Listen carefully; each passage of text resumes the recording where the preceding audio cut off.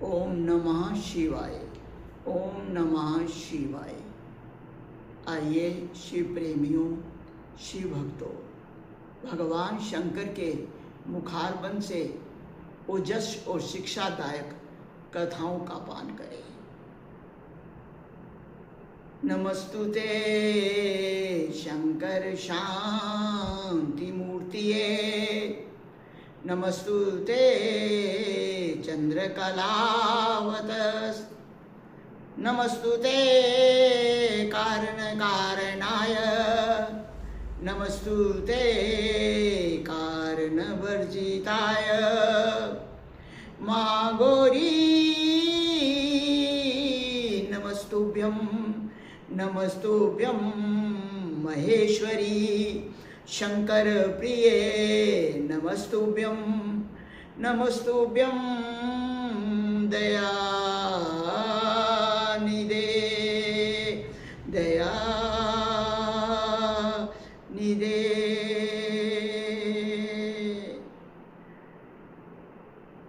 भगवान शिव आज बताने जा रहे हैं, ब्रह्मा जी ने नारद ऋषि को कहा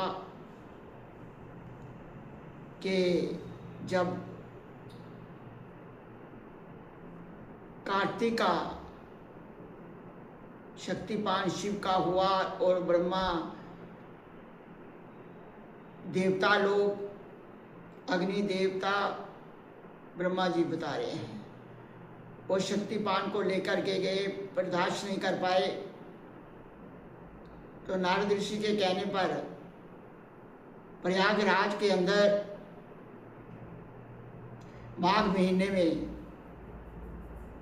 उन्होंने कहा कि सप्त ऋषियों की धर्मपत्नियां वहाँ आती हैं स्नान करने के लिए। वो ठंड होती है, उस ठंड से आप इस अग्नि को, अग्नि देवताओं को प्रदान कर देना। जब सप्त ऋषियों की पत्नियों को वो अग्नि प्रदान की, वो गर्भवती हो गई। उनको गर्भवती देख करके सप्त ऋषियों के मन के अंदर एक शंका पैदा हो गई कि हमारी पत्नियों ने ये कैसे कर लिया, तो उन्होंने परित्याग कर दिया। अब ऋषि पत्नियां वहाँ से हिमालय चली गई, वहाँ तपस्या करने लगी। तपस्या करने के उपरांत उन्होंने मानव के अंगों को जन्म दिया। वो अंग जो थे इतने तेजस्वी ओजस्वी थे कि पर्वतराज उसको बर्दाश्त नहीं कर पाया। उन्होंने उन अंगों को गंगा जी में डाल दिया। गंगा जी ने जब देखा तो उन्होंने अंगों को एक बालक का रूप दे दिया। गंगा जी ने, वो भी इस ओजस और तेज अग्नि को बर्दाश्त नहीं कर पाई, सिरकंडों पे डाल दिया। अब जब सिरकंडों में वो बच्चा बड़ा हुआ बालक, अकस्मात वहां पर विश्वामित्र आ गए। विश्वामित्र ने बड़ा ओजस्वी तेजस्वी उस बालक छोटे से को देख करके कि उसकी क्रांति बड़ी चमत्कार है, ये साधारण बालक नहीं है। विश्वामित्र अपने मन में विचार करने लगे। विश्वामित्र उन बालक के पास गए, कहा, बेटे तुम कौन हो, कैसे आए हो, आप अपना परिचय दो। तो उन्होंने कहा कि जब मैं इस धरती पे पड़ा तो सबसे पहले आप ही आए हो और आपने ही मुझको बालक रूप में देखा है, इसलिए विश्वामित्र जी आप मेरे को मेरा नाम संस्कार कर दो, मैं और कुछ नहीं जानता इसके अलावा। कहा अच्छा। विश्वामित्र ने उसका ओजस क्रांति देख करके उसको कार्तिक का नाम दे दिया। अब कार्तिक भगवान जो थे, शिव के पुत्र, वो बालक जो था, उसने विश्वामित्र में प्रसन्न होकर वरदान दिया, दिव्य ज्ञान की अनुभूति दी का वरदान दे दिया। विश्वामित्र जी वहां से चले गए। अब वो बालक को उन्होंने, विश्वामित्र जी ने जाने से पहले अस्त्र शस्त्र दे दिए वो बच्चा अस्त्र शस्त्रों को लेकर के पर्वत के ऊपर एकदम चढ़ गया। जब चढ़ा तो वहां जो भी असुर लोग थे वो उस पर्वत पे थे, उनको मारा ढारा, उनको पूरी तरह मारपीट कर दी। जब उस बालक रूप में इतना बड़ा उनके ऊपर अत्याचार किया, वो भाग निकले, पर्वत को छोड़ के भाग गए। अब पर्वत के ऊपर से वो बालक ढूंढता ढूंढता स्वर्गलोक पहुंच गया। जब स्वर्गलोक में पहुंचा तो इंद्र ने उस बालक को देखा और उस बालक ने इंद्रदेव पर भी प्रहार किया और इंद्रदेव ने बालक पे प्रहार किया, परंतु वो ओजस्वी तेजस्वी था, वो महान ईश्वर का भी ईश्वर था, उसका पुत्र था। तो जब ये बात हुई तो अपना इंद्र ने अपने आप को छपा लिया कि मेरे को मार ना डाले। अपने को छपाता छपाता वो कहीं छिप गया स्वर्ग के अंदर ही। बालक ढूंढता ढूंढता नदी के किनारे पहुंचा तो वहां पर उन्होंने कृतिकाएं देखी। 6 कृतिकाएं थी। कृतिकाएं प्यारी आत्माओं ज्ञान योगिनी होती हैं, जो प्रकृति की कला होती हैं, वो थी। कृतिकाओं को देख करके कृतिकाएं ने उस बालक को देखा, छोटा सा बालक, बहुत सुंदर, अति सुंदर, प्रतिभा क्रांति में उसका चेहरा। सब भागी बेटा बेटा कहकर उसको प्यार करने लगी। अब 6 कृतिकाएं थी, प्यार करने लगी। बालक ने सोचा कि मेरे को बहुत प्यार करती हैं, क्यों ना, और ये दूध पिलाने की इच्छा से, स्तन पान कराने की इच्छा से आगे बढ़ती हैं, क्यों ना मैं 6 मुखी बना लूं, सब माताओं को एक एक मुख मिल जाएगा। तो उन्होंने 6 मुख धारण कर लिए। कृतिकाएं उनको प्यार करती हैं, लाड करती हैं, बहुत प्यार करती हैं। अब वो उनको अपना बेटा मानने लगी। एक बार अचानक भगवान शिव से पार्वती ने कहा, भगवान मैं आपसे एक प्रश्न करना चाहती हूँ। बोलो पार्वती, क्या प्रश्न करना चाहती हो, क्या तेरी मन में इच्छा है? भगवान आपकी शक्ति जब पृथ्वी पे गिरी तो उसका क्या हुआ, उसका कोई पता नहीं चला भगवान। तो खैर पार्वती बात ही कर रही थी। इधर क्या हुआ कि भगवान शिव ने विष्णु को, देवताओं, लोगों को, सप्तऋषियों को, इंद्र को, सबको बुला दिया और सबसे कहा कि हमारी शक्ति का शक्तिपात जो हुआ उसका क्या हुआ, उसकी तलाश करो। तो तलाश करने के लिए भगवान विष्णु, शिवगण और देवता लोग गए, तलाश कर रहे थे। तलाश करते करते वो नंदी भी गया भगवान के गणों के साथ। जब तलाश करते करते पहुंचे, उन्होंने क्या देखा कि एक भवन है, उस भवन में 6 कृतिका रहती हैं, एक बालक है, उसको बहुत प्यार करती हैं, लाड लड़ाती हैं, उनके प्राण उसी में बसे हुए हैं।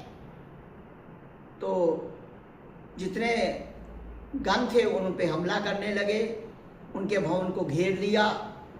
माताएं घबराई। उन्होंने कार्तिक को कहा, कार्तिक ये लोग हमारे भवन पे हमला करने आ गए हैं, कहीं और चले जाना चाहिए। कार्तिक कहने लगा, माताओं आपको मेरे होते हुए, पुत्र के होते हुए घबराना नहीं चाहिए, मैं हूं ना, इन सबको प्रायश्चित कर दूंगा। ऐसा ही कहा था। वो हमला करने ही वाले थे तो नंदी की दृष्टि उस बालक पे चली गई। नंदी ने रोका सबको और नंदी अंदर भवन में उनके पास गया और कहा, हम भगवान शिव की कृपा से आए हैं, हम लड़ने के लिए आपको प्रायश्चित करने के लिए नहीं आए। उन्होंने ये कहा है कि कार्तिक हमारा बेटा है, उसको लेकर के आओ। जब कार्तिक को पता चला कि पिता भगवान शिव मेरे को लेने आए हैं, उन्होंने भेजा है, बड़ा प्रसन्न हुआ, बड़ी प्रसन्नता हुई। माताएं दुखी हुई। माताओं ने कहा, बेटे हम तेरे बिना नहीं रह सकती। नहीं माँ, मेरे को मेरे पिता शिव ने बुलाया है, मेरे को जाना होगा, परंतु आप दुखी मत होना। माताओं ने प्यार किया, लाड लगाया, उनका मस्तक चूमा और कहने लगी, बेटे जाओ, आशीर्वाद देते हैं, परंतु फिर दोबारा हमारे को अवश्य मिलना।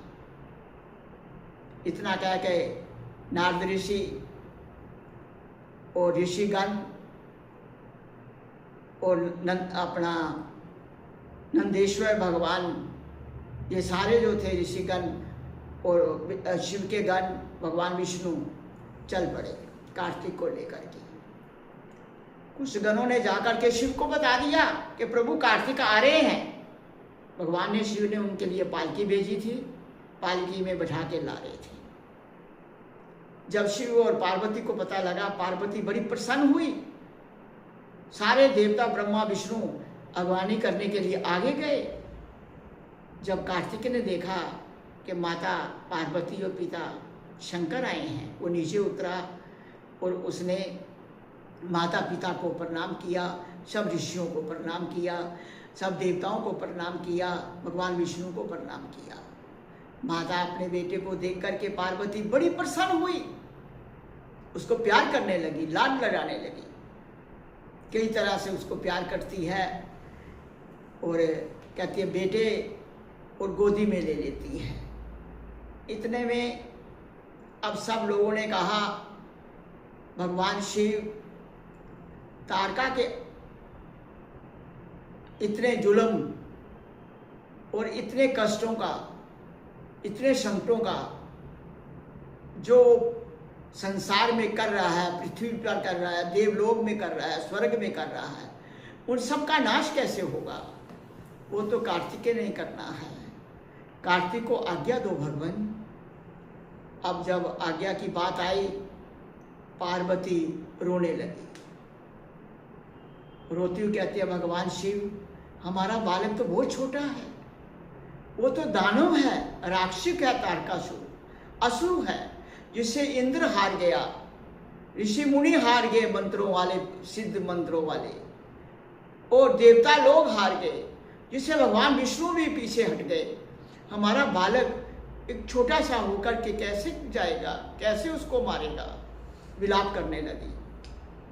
भगवान शिव ने समझाया, पार्वती तुम आम देवी नहीं हो संसारिक रूप में, तुम आज शक्ति जगदम्बा हो माँ, अपने को पहचानो। पार्वती जब समझाया, ज्ञान दिया, पार्वती शांत हो गई। उसने आज्ञा दे दी, ठीक है भगवान, अगर आपकी इच्छा है तो मैं अपने बेटे को चिरंजीव रहने का आशीर्वाद देती हूँ, हमेशा जीता रहे। प्यारी आत्माओं, माँ का आशीर्वाद बच्चे को अवश्य लगता है। संसारिक रूप में भी, इस संसार के भौतिकवाद में भी, इस धरती में भी माता पिता हैं। जिसको माँ का प्यार, माँ का दुलार, माँ का आशीर्वाद होता है, वो बच्चा कभी असफल नहीं होता। बेशर्तिया कि बच्चा माँ बाप की आज्ञा मानने वाला हो, बेशर्तिया कि बच्चा माँ बाप का आदर सम्मान करने वाला हो, जैसे कार्तिक ने अपने माता पिता का सम्मान किया।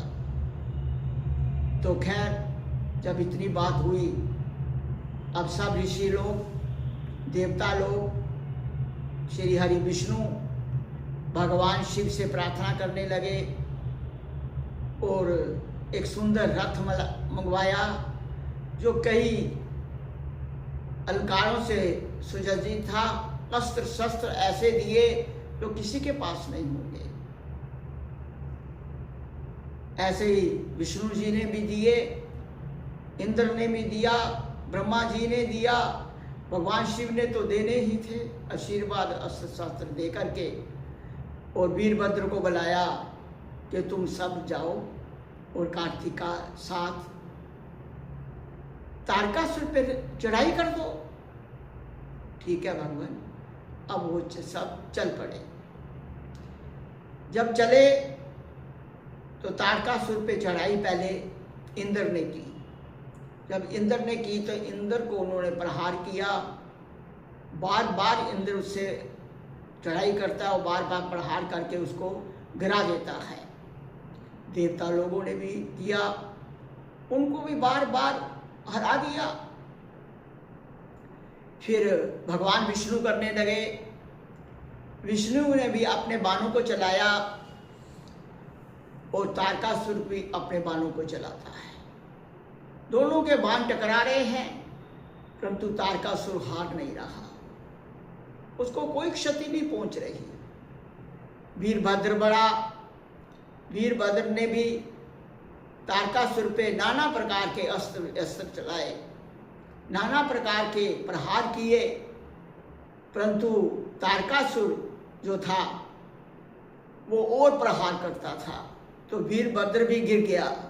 गिरने के बाद वो पुनः उठ गया, फिर प्रहार किया, परंतु जब तारकासुर नहीं हार रहा था, अब उस बच्चे बालक ने देखा कार्तिकेय ने कि देवता लोग, इंद्र, भगवान विष्णु सब हार गए और तारकासुर अच्छी बुरी बातें कहता है, भगवान को अपशब्द कहता है। तो उनको क्रोध आ गया। वो क्रोध में बोला, कार्तिक बोले कि ये तारकासुर तू मेरे साथ युद्ध कर, इनको भला बुरा क्यों कह रहा है। जब बालक को देखा, छोटे से को, तारकासुर कहने लगा, देखो भाई तुम बालक हो, तुम मेरे साथ लड़ाई मत करो, तुम अबोध हो, मैं तेरे साथ लड़ाई करने के लिए तैयार नहीं हूं। मैं एक अबोध बालक को मार दूं और उससे युद्ध करूं, मेरे को पाप लगेगा, मैं ऐसा काम नहीं करूंगा। इसलिए कार्तिक तेरे को गलत कहा है, इंद्र ने भी गलत भड़काया है, भगवान विष्णु ने भी गलत भड़काया है, और विष्णु तो यही कुछ करते रहते हैं। ऐसे कुछ दो चार शब्द ऐसे शिव पुराण के अनुसार आता है, गलत कहे। तो प्यारी आत्माओं, उसको बालक को और अति क्रोध आ गया। उसने कहा तुम ठीक नहीं कर रहे हो, तो इस प्रकार से कर रहे हो। तो जो तारकासुर ने देवताओं को, इंद्र की और श्री भगवान विष्णु, वीरभद्र, शिवगणों की निंदा की उस बालक के सामने, कार्तिक के सामने, उससे पुण्य उसके क्षीण हो गए। इसलिए सोचो विचारो, शिवपुराण शिक्षादायक कथा है, भगवान शिव आपको दे रहे हैं। जब तारकासुर हजारों वर्ष तपस्या करने वाले के पुण्य खत्म हो गए, अगर तुम निंदा करोगे, चाहे भगवान की करो चाहे गुरु की करो, अगर ऐसे शब्द बोलोगे, आपका किया हुआ पुण्य, आपका किया हुआ भजन सब खत्म हो जाएगा। सतयुग में ऐसा हुआ, अब तो कलिकाल कलयुग है भाई। अब तो धर्म एक चरण भी नहीं है जिसमें धर्म खड़ा हो सके। सतयुग में थे 4 चरण उठ के, फिर त्रेता में 3 रह गए, द्वापर में 2, और कलयुग में तो एक चरण भी नहीं है धर्म का। आपकी धर्म की शाखा कैसे ऊंचा उठेगी अगर आप कोई भी निंदा करते हो? आप निंदा के अधिकारी नहीं हो। आप स्वयं अपने को देखो कि आपके अंदर कितने अवगुण हैं। अपने अवगुण को पहचानो, दूसरे की निंदा क्या करते। हम तो अक्सर कहते हैं प्यारी आत्माओं कि अगर भला नहीं कर सकते किसी का तो बुरा मत करो। आप उतनी भक्ति नहीं कर सकते जो भगवान को प्रसन्न कर लो, कि मन की एक संतुष्टा है कि आपने भजन किया, आपने पाठ किया, आपने शंकर जी में जल चढ़ाया, आपने सोमवार का व्रत रखा, प्रदोष का रखा, या सावन का रखा, पूरे सावन का ही रख लिया। कभी आपने सोचा कि ये सब पुण्य आपको मिलेंगे? एक गलत कर्म करने से, एक निंदा करने से जैसे तारकासुर का सारा बल नष्ट हो गया, ऐसे प्यारी आत्माओं आप निंदक बनोगे, सब पूजा आराधना करते हुए आपका भी बल खत्म हो जाएगा, आपका तपस्या खत्म हो जाएगी, जो आपने अच्छा पुण्य कर्म किया है वो सब नष्ट हो जाएगा। इसलिए भगवान बार बार शिव पुराण के अंदर कह रहे हैं, एग्जाम्पल दे के कह रहे हैं, जब तारकासुर का सारा बल खत्म हो गया, जो तपस्या की थी भगवान विष्णु की, देवताओं की, इंद्र की, सब की निंदा करने से सब खत्म हो गया। अब वो तप जब खत्म हुआ, जब तप खत्म होता है तो बल भी कम हो जाता है प्यारी आत्माओं। अब कार्तिक और तारकासुर का युद्ध होने लगा, घमसान युद्ध हुआ, इतना युद्ध हुआ कि धरती कांप गई, इतना युद्ध हुआ। कार्तिक ने वो प्रहार किए कि तारका जैसे दुष्ट का संहार करने के लिए आकाश से फूल तारकासुर के ऊपर बरस रहे हैं, चारों तरफ से जय जयकार हो रही है, गुणगान गाए जा रहे हैं कार्तिक के, और कार्तिक आगे बढ़ रहा है। देवता लोग, वीरभद्र सब देखते रह गए। कार्तिक ने, उस बालक ने जो जो अस्त्र शस्त्र विश्वामित्र, शिव भगवान शिव ने और देवताओं ने, भगवान विष्णु ब्रह्मा ने दिए थे, उन सब का प्रयोग करता हुआ तारका को हराता चला जा रहा है। तारका हराता हराता हराता ऐसी स्थिति पे पहुंच गया, ऐसा प्रहार किया कार्तिकेय ने कि तारका गिर गया। जब गिरा फिर पुनः उठा, फिर कार्तिकेय ने दोबारा उस पे ऊपर प्रहार किए और ऐसे व्यंग प्रहार किए, भगवान शिव पार्वती का ध्यान किया, उनसे आशीर्वाद ली और प्रहार कर दिया, तारकासुर मारा गया। ये हमारे कार्तिक और भगवान शिव की लीला है। ओम नमः शिवाय, ओम नमः शिवाय, ओम नमः शिवाय, ओम नमः शिवाय, ओम नमः शिवाय, ओम नमः शिवाय, ओम नमः शिवाय, ओम नमः शिवाय। ऐसे ही कार्तिक ने तारकासुर का संहार कर दिया। फिर तारकासुर मारा गया। जो राक्षस लोग थे कुछ भाग गए अपने को बचाने के लिए, कुछ जो थे वो कार्तिक के शरण में आ गए कि हमारे को क्षमा कर दो, हमारा कोई नहीं था, सिर्फ कार्तिक के अपना तारकासुर के कहने के लिए हमने लड़े हैं, हमको क्षमा करो। तो कुछ भाग गए।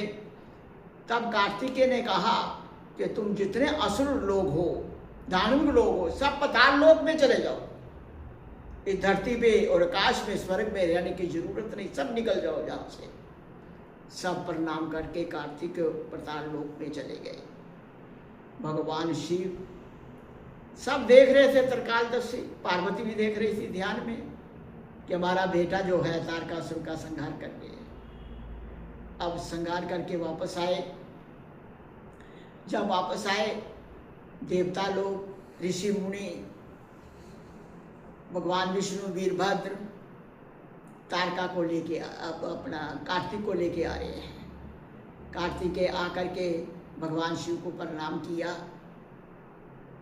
और माता को प्रणाम किया। माँ पार्वती ने कार्तिक को अपने गले से लगाया और प्यार करने लगी।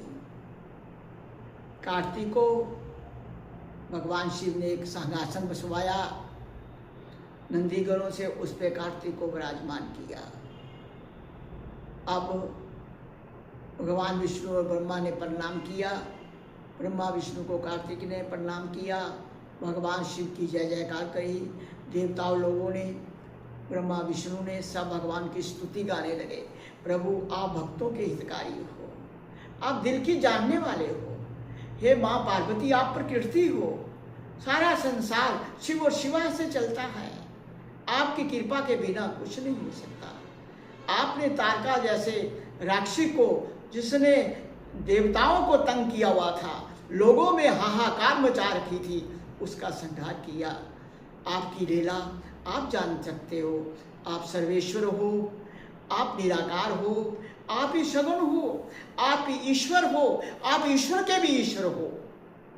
जब जब धर्म की गलानी होती है, भगवान शिव आप अपनी कोई ना कोई लीला दिखाते हैं। आपको हमारा भगवान विष्णु ब्रह्मा जी ने नमस्कार किया, देवताओं ने नमस्कार किया, भगवान शिव की स्तुति गाई और बड़े प्रेम से उनसे विदा ली। इसीलिए उस भगवान का जयकारा करते हुए हमेशा उससे स्वच्छ मन के साथ भक्ति करो।